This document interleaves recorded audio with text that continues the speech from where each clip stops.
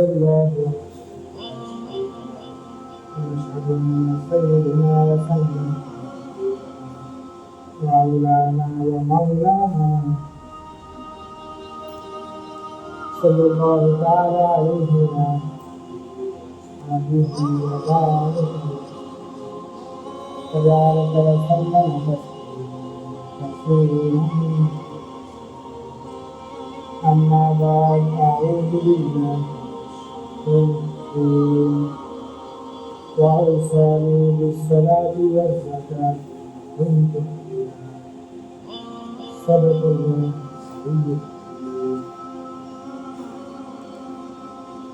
সকলের মধ্যে শরীর اللهم صل على محمد كما صليت على إبراهيم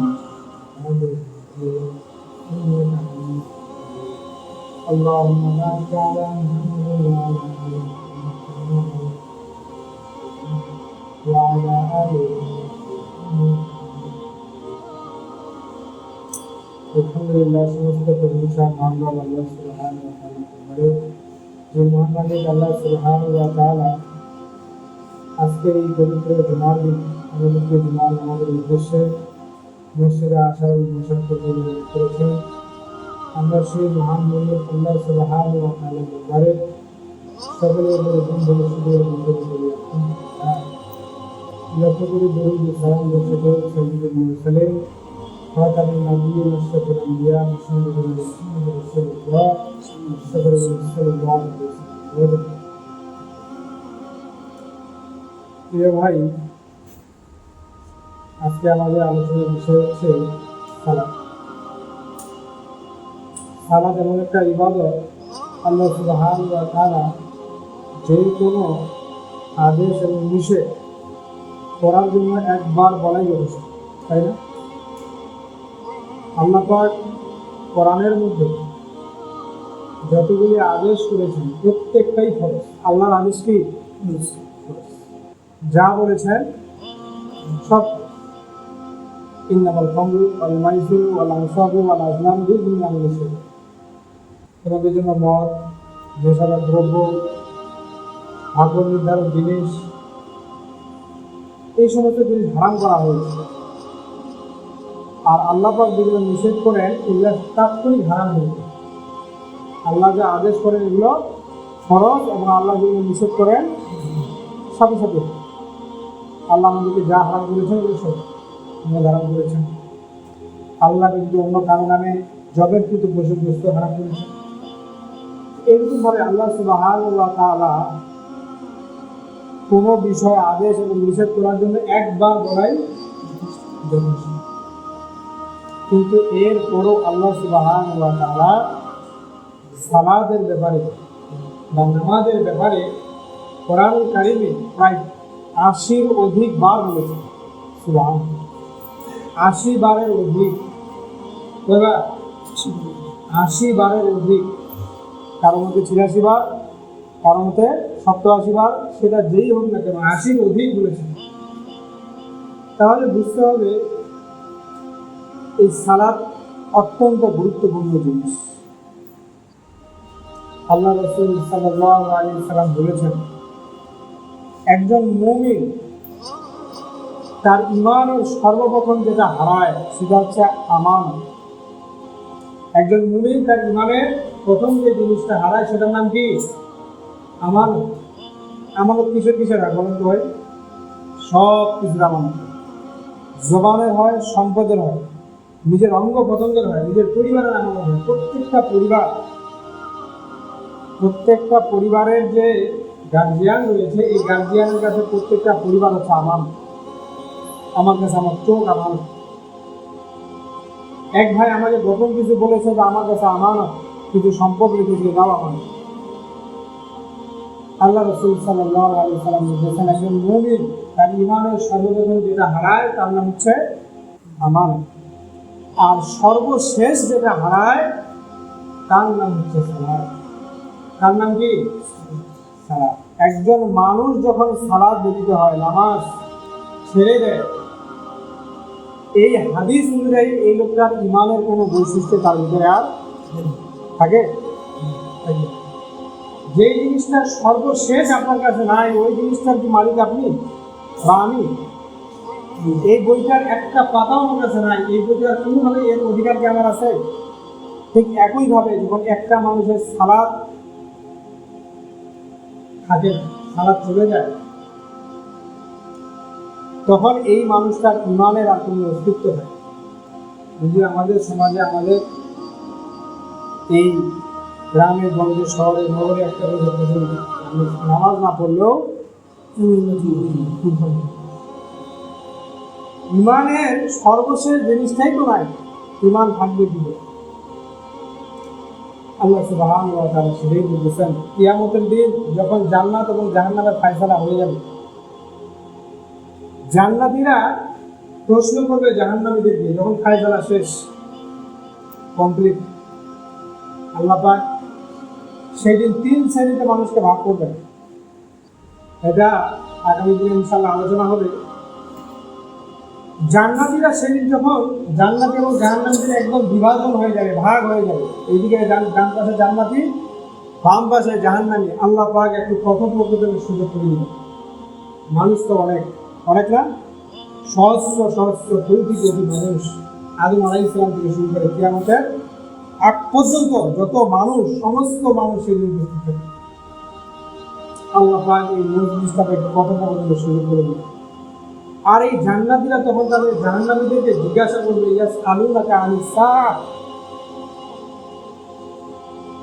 তোমাদের এই অধঃপতনের কারণ কি? কিসে তোমাদেরকে আজকে জাহান্নামে নিয়ে যাচ্ছে? তারা জানতে চায়। ইয়াসআলুনাকা আনিস সাআহ, তোমাদের এই অধঃপতনের কারণটা কি? মা সালাকাকুম ফি সাকর, এবং এই সাকর জাহান্নামে যাওয়ার তোমাদের মূল কারণটা আমাদেরকে বলো। জান্নাতীরা জানতে চায়। জান্নাতীদের জানার ইচ্ছা হবে যে আসলে দুনিয়ায় কেউ কিন্তু নিষ্পাপ না। আমরা কি নিষ্পাপ?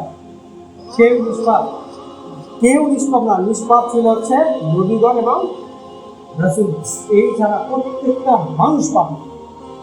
আর আল্লাহ পাপীদেরকে ভালোবাসে। সুবহানাল্লাহ। কোন পাপীদেরকে? যারা পাপ করার পরে অনুশোচনা করে আল্লাহর কাছে, এদেরকে আল্লাহ ভালোবাসে। তো তারা জিজ্ঞেস করবে, তো পাপ তো তোমরাও করেছো, আমরাও করেছি। দুনিয়া তোমরা যেই সমাজে চলেছ, আমরাও সেই সমাজে চলেছি। যেই রাস্তায় হেঁটেছ, আমরা ওই রাস্তায় হেঁটেছি। যেই মার্কেটে ব্যবসা করেছো, আমরাও করেছি। যেই অফিসে চাকরি করেছ, যেই খেত খামার কৃষিকাজ করেছো, আমরাও করেছি। তাহলে তোমাদের আজকে এই মা সালাকাকুম ফি সাকর, সাকর যাওয়ার কারণটা কি? এই লোকগুলো তখন এক বাক্যে বলবে, ক্বালু লাম নাকু মিনাল মুসাল্লিন ওয়া লাম নাকু নুতঈমুল মিসকিন। আমাদের এই অধঃপতনের সবচেয়ে বড় কারণ, জাহান্নামে যাওয়ার সবচেয়ে বড় কারণ, আমরা দুনিয়ার দিকে নামাজি ছিলাম। জাহান্নামে যাওয়ার সবচেয়ে বড় কি কারণ ভাই বলুন তো? আমরা দুনিয়াতে নামাজি ছিলাম না। ক্বালু লাম নাকু মিনাল মুসাল্লিন, তারা এক বাক্যে সবাই বলল যে আমরা এই দুনিয়ার দিকে সালাত আদায় করেছিলাম। এবং আমরা মিসকিনদেরকে, অসহায়দেরকে খাদ্য দানে উৎসাহিত করি নাই এবং দিও না। এই দুইটা সবচাইতে বড় জিনিস। একজন মানুষের জাহান্নামে যাওয়ার সবচাইতে বড় এই দুইটা পাপ। একটা পাপ হচ্ছে সালাত পরিত্যাগ করা। সালাত পরিত্যাগ করা এটা মারাত্মক পাপ। আল্লামা ইবনে বাজ, আল্লামা ইবনে উসাইমিন রাহমাতুল্লাহ আলাইহি উপমহাদেশের সবচেয়ে বড় মুফতি, ফতোয়া বিভাগে তারা হচ্ছে প্রধান, মদিনা ইউনিভার্সিটির তারা হচ্ছে গ্র্যান্ড মুফতি। তারা বলেছেন একজন বেনামাজিকে নামাজিদের কবরস্থানে দাফন করাও যায়। একজন বেনামাজি ছেলের সাথে নামাজি একটা মেয়ে বিয়ে দেওয়াও যায়। এবং একজন বেনামাজি সন্তানকে পরিবারের পক্ষ থেকে অংশ দেওয়ারও না যায়।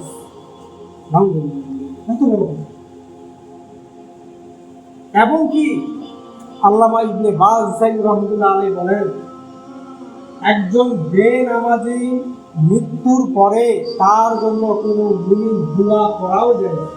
নাউযুবিল্লাহ। কত বড় কথা! একজন বেনামাজি কত বড় কথা! আল্লাহ রাসূল সাল্লাল্লাহু আলাইহি ওয়াসাল্লাম বলেছেন, একজন মুমিনের মধ্যে বাইনা রাজুলি বা বাইনা শিরকি ওয়াল কুফরি তারকাস সালাত, একজন মুমিনের মধ্যে, একজন মানুষের মধ্যে কুফরি এবং শিরকের যে মাঝামাঝি যে মাধ্যম, তার নাম হচ্ছে সালাত। যেই মানুষটা সালাত পরিত্যাগ করে সে আর মুমিন থাকে। আমাদের সমাজে তো আমরা নানান বিষয় নিয়ে গল্প করি, তাই না? কিন্তু সাহাবা আজমাইনদের একটা বই আছে, সাহাবাদের চোখে দুনিয়া। এই বইটা অত্যন্ত ইমানদীপ্ত একটা বই, সাহাবাদের চোখে দুনিয়া। তো তারা এইটা গল্প করতো, গবেষণা করতো যে কোন মানুষটা নামাজ পড়ে না, এটা গবেষণা করতো এবং তারা তাকে নিয়ে ভয় পেত যে এই লোকটা কাফের হয়ে গেল। যদিও এক ওয়াক্ত নামাজ ছেড়ে দিলে কিন্তু কাফের হয়ে যাবে না সাধারণ অর্থ। এক ওয়াক্ত নামাজ কারণ বসে চলে গেছে, ছেড়ে দিয়েছে, এই লোকটা কাফের হয়ে গেল না। কিন্তু এটা যদি কন্টিনিউ হয়, সে যদি ফিরে না আসে, তাহলে একটা সময় সে কাফের হয়ে যাবে। সাহাবা আজমাইনরা এটা ভয় যে না জানি এই ভাইটা আমাদের কাফের হয়ে যাচ্ছে। এবং এই নামাজটা, এই সালাতটা এতটাই গুরুত্বপূর্ণ। ইহকালীন জীবনে এর বিধান আছে, এরকম ভয়াবহ বিধান, পরকালীনও এর কঠিন শাস্তি। আল্লাহ রাসূল সাল্লাল্লাহু আলাইহি ওয়াসাল্লাম বলেছেন, তিনি স্বপ্নে দেখেছেন। নবীদের স্বপ্ন হচ্ছে সত্যি। নবীদের স্বপ্ন কি? সত্যি এবং ওহী, আল্লাহর পক্ষ থেকে। আমাদের স্বপ্ন তো সাধারণ পক্ষ থেকে, এই আকাশ থেকে ফেলা যাচ্ছে, বাঘ কি দেয়, সাপ কি দেয়, কি হয় না হয় নিজেদের মনে খেয়াল লাগে না। কিন্তু নবীদের স্বপ্ন হচ্ছে সত্যি, তাদের স্বপ্ন হচ্ছে আল্লাহর পক্ষ থেকে এবং ওহী। বুখারী শরীফে এই হাদিসটা এসেছে, এই স্বপ্নের ব্যাখ্যা। আল্লাহ নবী সাল্লাল্লাহু আলাইহি সাল্লাম তিনি বলতেছেন যে আমি স্বপ্নে দেখতেছি এক ব্যক্তি চিত হয়ে শুয়ে আছে, আর অপর একজন মানুষ, সুঠাম দেহের একজন মানুষ বিশাল আকৃতির একটা পাথর দিয়ে এই চিত হয়ে শুয়ে থাকা ব্যক্তিরা মাথার উপরে আঘাত করতেছে। এমন জোরে আঘাত করতেছে যে মাথাটা চূর্ণ বিচূর্ণ হয়ে যাচ্ছে। আঘাতের ফলে পাথরটা দূরে ছিটকে চলে যাচ্ছে। আর এই সুঠাম দেহের মানুষটা যখন আবার পাথরটাকে আনতে যাচ্ছে, ততক্ষণে এই শুয়ে থাকা ব্যক্তির মাথাটা আবার সামনে হয়ে যাচ্ছে, আবার আসতেছে, আবার একইভাবে মারতেছে। এইরকম ভাবে তাকে বরাবর মারতেই আসছে।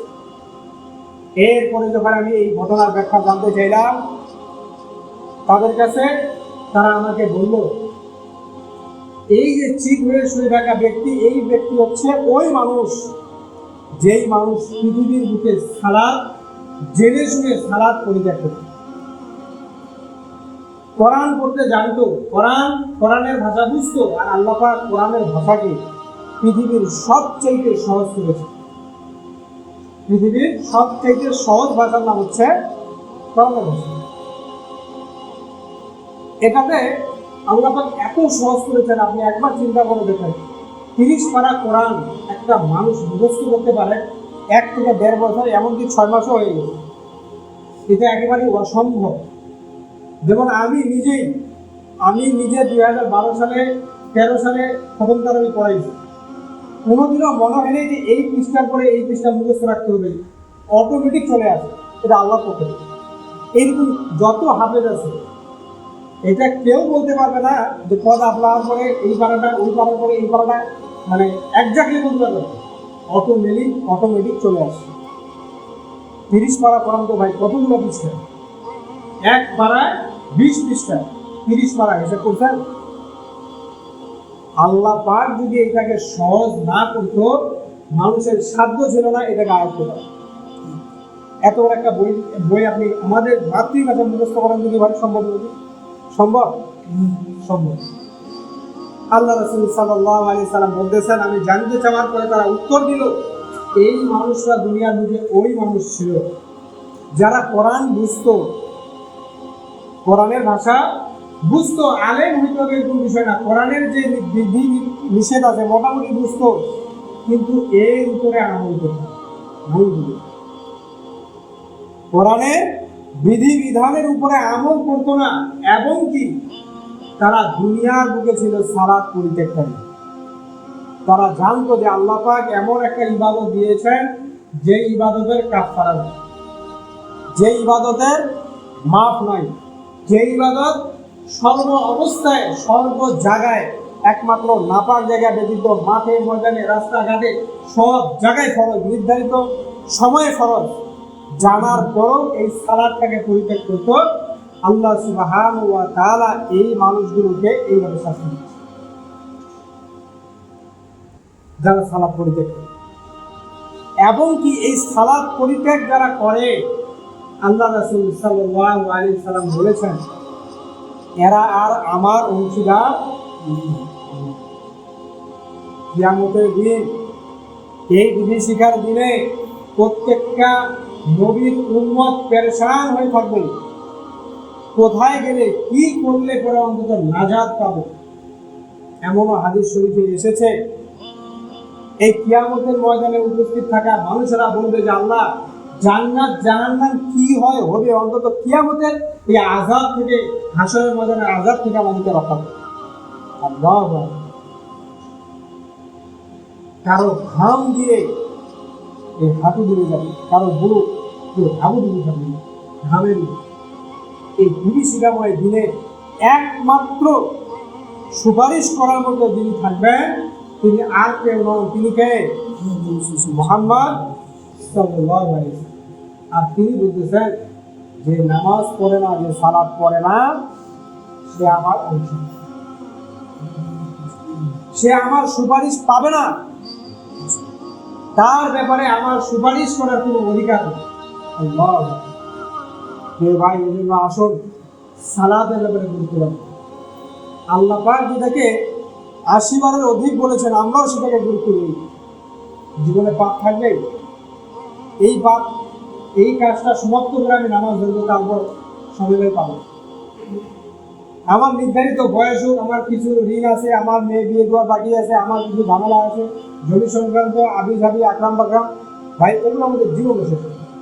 আমাদের এখনই উপযুক্ত সময় সালাত শুরু করা। আজকে এই জুমা থেকে শুনলাম, আসর থেকে নিয়োগ করা যে আমার জন্য এক ওয়াক্ত নামাজ কাজা না হয়ে যায়, ছুটে যাওয়া তো দূরে দূরে। এই নিয়োগ করতে পারবো তো ইনশাল্লাহ?